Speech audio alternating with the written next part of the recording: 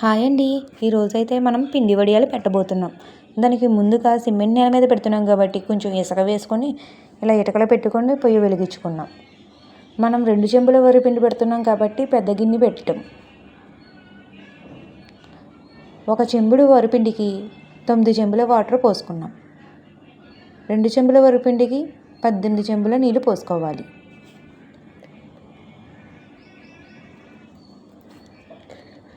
ఇలా పెద్ద గిన్నె పెట్టడం వల్ల తొందరగా అవుతుందని పెద్ద గిన్నెలో పేస్ట్ చేసుకున్నాం.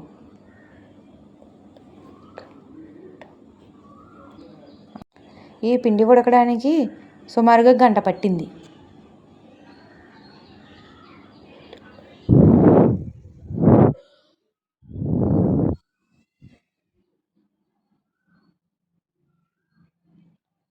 ఇలా 18 చెంబుల నీళ్ళు పోసుకొని పొయ్యి బాగా మంట పెట్టుకోవాలి.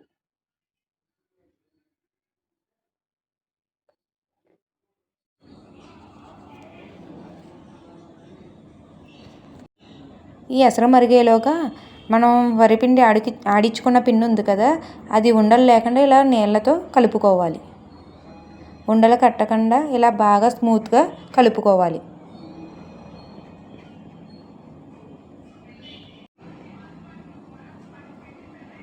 ఇలా వరిపిండిని బాగా కలుపుకొని ఇందులోనే మనం ముందుగా నానబెట్టుకున్న సగ్గుబియ్యాన్ని కూడా వేసుకోవాలి.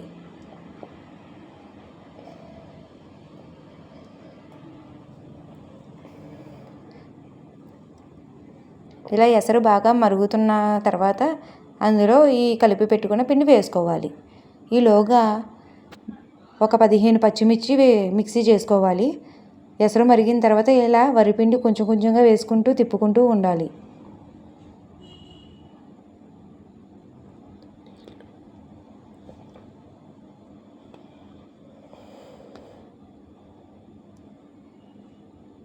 ఇలా తిప్పుతూ ఉండాలి.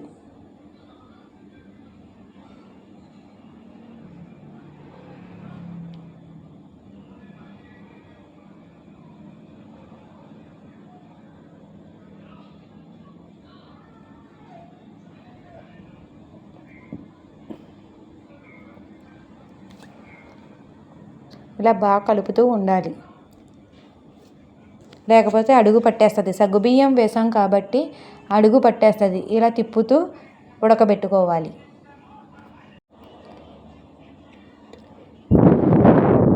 ఇలా తెడ్డుతో తిప్పుకోవాలి.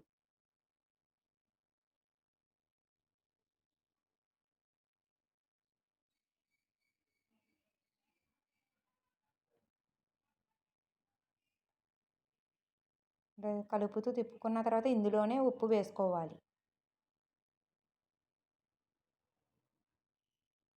టేస్ట్కి సరిపడగా వేసుకోవాలి. ఉప్పు వేసిన తర్వాత మొత్తం బాగా కలుపుకోవాలి.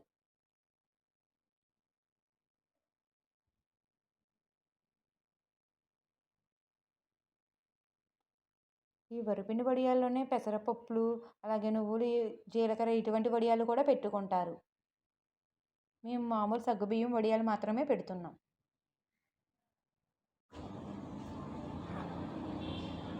ఇలాగా తిప్పుకోవాలి. ఈ వడియాలు పెట్టేటప్పుడు ఎండ బాగా ఉండాలి, లేకపోతే పిండి అనేది బాగా ఎండదు. వరిపిండి వడియాలు అనేవి ఎండ ఎక్కువగా ఉండాలి. ఇలా అస్తమానం కలుపుతూ ఉండాలి. సగ్గుబియ్యం లేకపోతే అడుగు పట్టేస్తే మాడు వాసన వచ్చేస్తుంది. ఉప్పు సరిపోయిందో లేదో చూసుకున్నాం. ఉప్పు సరిపోయింది, కొంచెం వేసుకున్నాం. మీరు చూసుకుంటే వేసుకోవాలి. ఎక్కువైతే మళ్ళీ పాడైపోతాయి వడియాలు.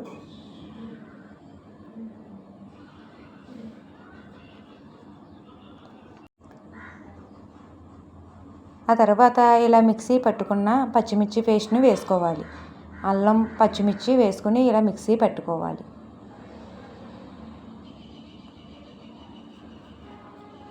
ఇదంతా పిండిలో బాగా కలుపుకోవాలి.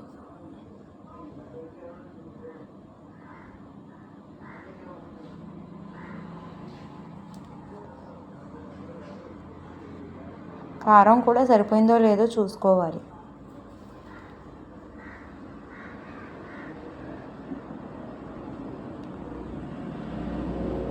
ఇలా వేసుకున్న తర్వాత మరలా అంతా కలుపుకోవాలి.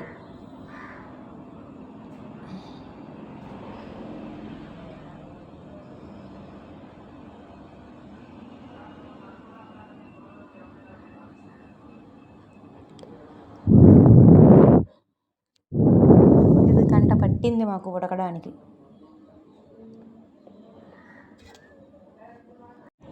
ఈ వడియాలు ఎండడానికి కూడా 2 రోజులు టైం పడుతుందండి.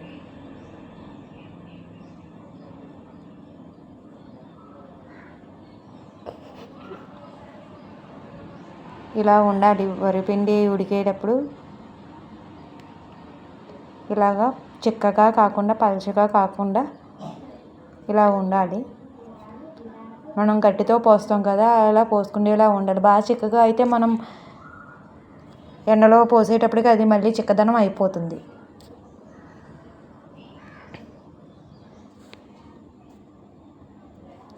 పిండి అనేది పైకి తొర్లుతూ ఉడుకుతున్నది. అలాగా ఉడుకుతూ ఉంటే అది రెడీ అయినట్టు. అది కూడా మీకు చూపిస్తాను. జూమ్ చేసి చూపిస్తాను, చూడండి.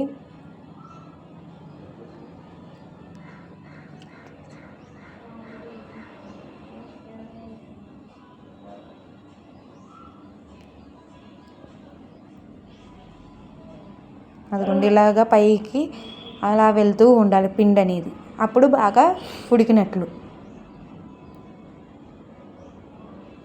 మరి ఇంతలా చెప్తున్నాము అని అనుకోకండి, నాకైతే రాదు. ఈ వడియాలు మా అమ్మగారు పడుతున్నారు, అందుకే ఈ విషయాలన్నీ చెప్తున్నాను.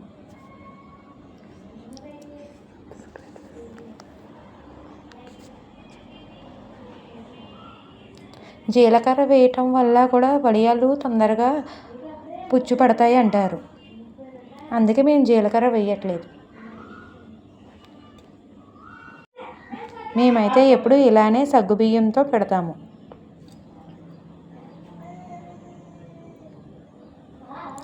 పిండి అనేది ఇలా పైకి తొలిలా ఉడికిన తర్వాత ఆఫ్ చేసుకోవాలి. ఉడికిపోయినట్లే కాబట్టి ఇలా తడి చేసుకున్న సిల్క్ చీరలో ఆరబెట్టుకుని ఇలా వడియాలు పోసుకోవడమే. మాకైతే 4 వేస్తున్నాం. పెద్ద గిన్నెతో పెట్టాం కదా, మళ్ళీ దగ్గర పడిపోద్దని మీ పిల్ల గ్యాంగ్ని అంతా పోగు చేసి వేస్తున్నాం. ఎందుకంటే వీళ్ళందరూ వడియాలు పెడుతున్నారు పాపం. ఇలా గట్టితో తీసుకోండి ఇవ్వండి. ఇలా వడియాలు గట్టితో పోసుకుంటున్నాం.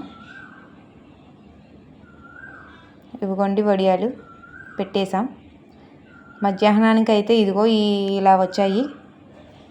ఇవి 2 రోజులు టైం పట్టేస్తుంది. బాగా ఎండాలి.